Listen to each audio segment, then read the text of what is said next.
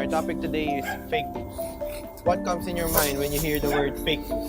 According to the dictionary, fake news are stories that appears to be news spread throughout the internet or other media. It's usually created to influence political views. We asked several college students the first word that comes into their mind when they hear the word fake news. Eh di mo kauson. Feel ko yun naman lang. Mokauson. Tama hindi. Tama naman, di ba? Mocha. Now let us see how people from different walk of lives define the term fake news, specifically from philosophical, political, and journalistic perspectives.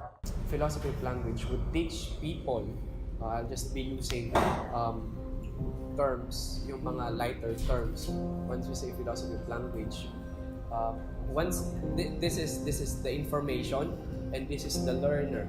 So once the information reaches the learner now na merong idea about philosophy of language would try to deconstruct this idea or this information, and then the learner or the thinker would analyze whether this information is right or what makes a fake news fake. Ano ba yung basihan natin para matawag na fake ang isang fake news? Because sometimes it is also misconceived kasi some fake news are not solely based on fake information. Sometimes yung fake news na sinasabi may katotohanan din pala. You can never really be sure about the news that you produce unless you're the one who's searching out for it. You're the one who went out to talk to the experts or really went out to really see what's happening. And you can never really be sure unless you double-checked, triple-checked it. And then you can also never be sure unless you see both sides. So what I do is, in my career as a reporter, I have to make sure that the news that I will be bringing out is accurate. That's my job. How do I make sure that it's true? Well, I go to the news sources. I ask them. I put them on record, document it, and just don't rely their word for it. I ask someone else's word. So with at least 2 to 3 statements from very reliable sources, that could tell you it's the truth.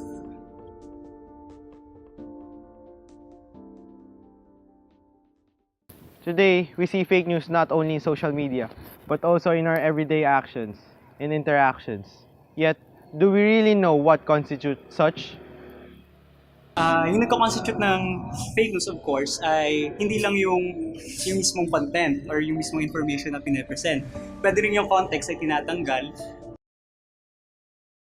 For example, we present code at hindi natin ina-attribute ng maayos or it's taken out of Fake news, because of the 1987 Constitution, we have the freedom to express, freedom of the press and freedom of expression. Freedom of the press normally limits to media personalities, radio, TV, and print.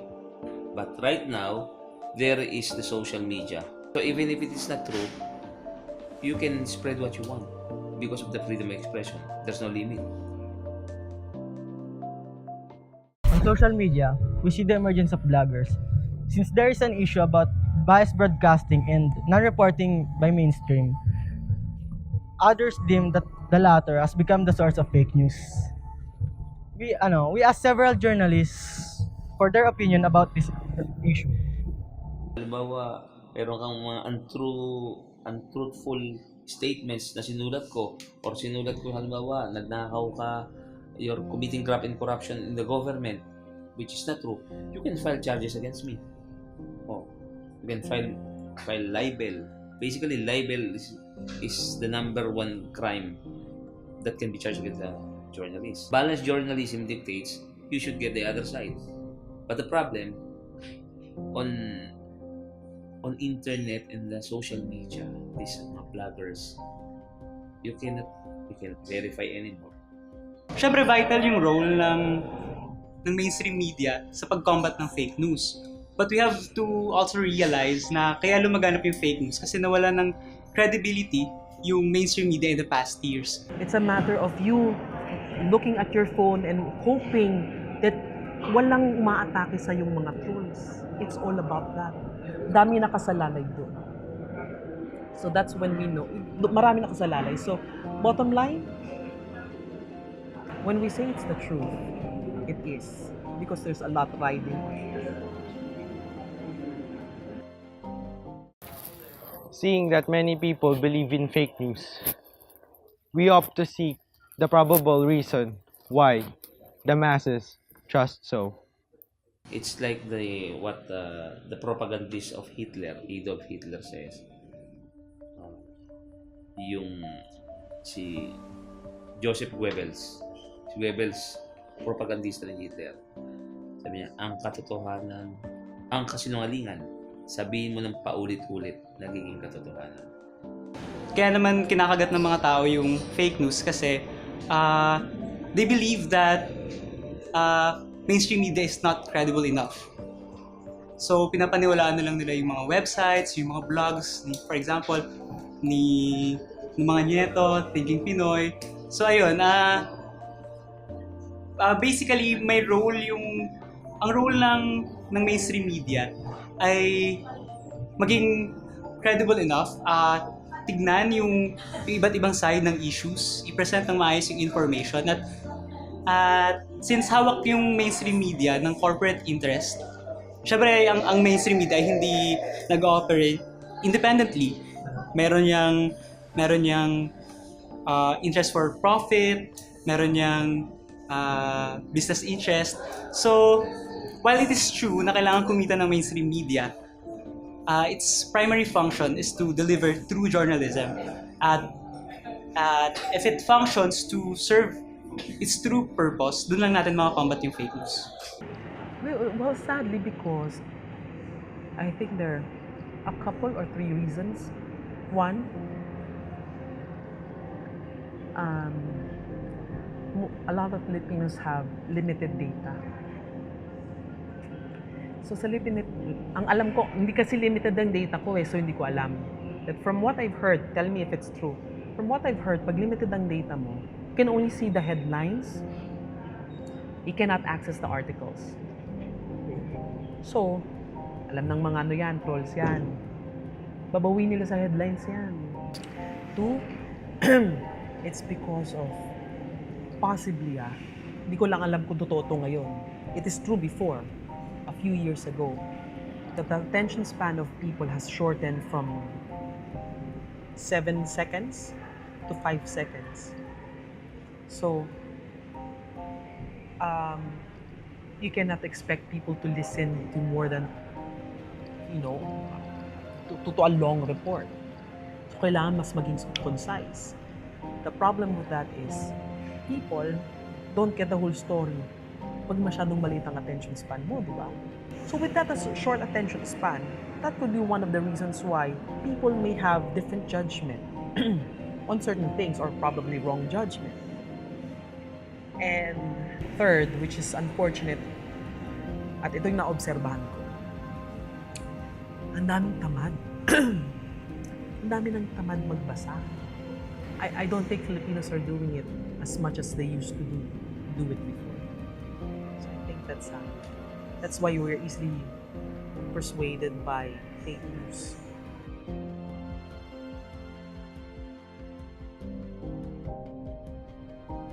Since we are in a country where democracy prevails, does fake news become a threat to it? Not necessarily, because spreading news and freedom of expression is nice. That's the essence of democracy. But we should do it with responsibility. We cannot write anything, even if it is not true.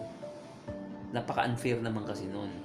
If I will write something against you, and you cannot comment, at least I will not get your side. That's unfair. Fake news is a threat to democracy, but we have to realize na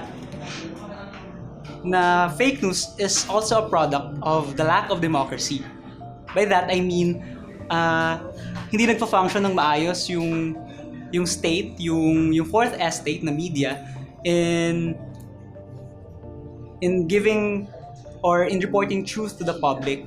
Ibig sabihin, kasi yung fake news ay may power dimension din, di ba? Kung sino yung influential, kung, the state itself commits fake news. For example, yung nilalabas nilang report, yung data ng PNP, yung deliberate na attempt na i-distort yung information.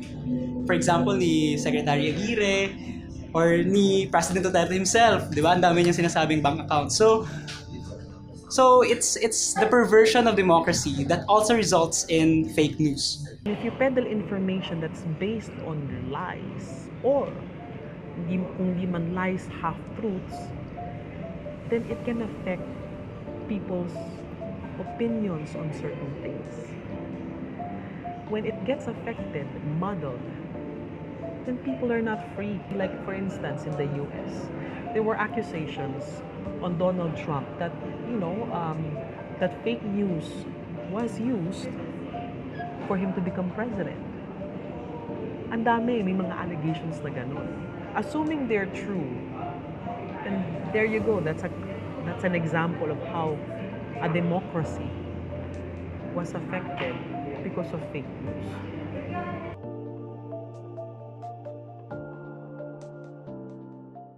Presently, the youth are the primary users of social media.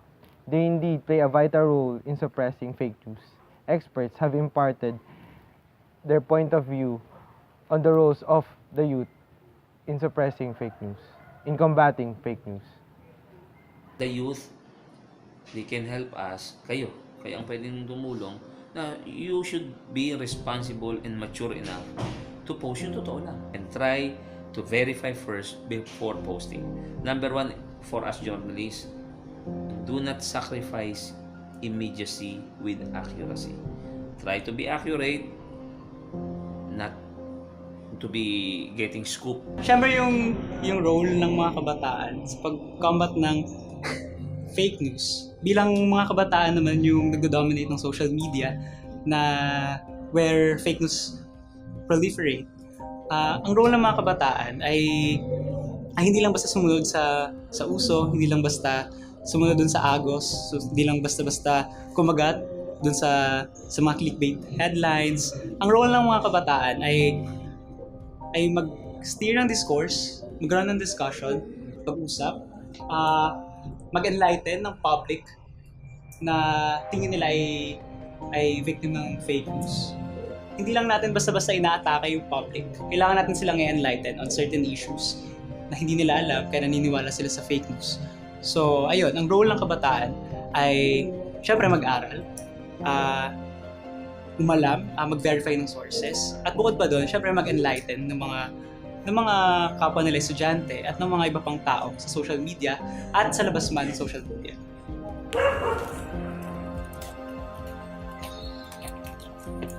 Always remember, the news may be fake, but its effects are real. This is Dalisay, signing off.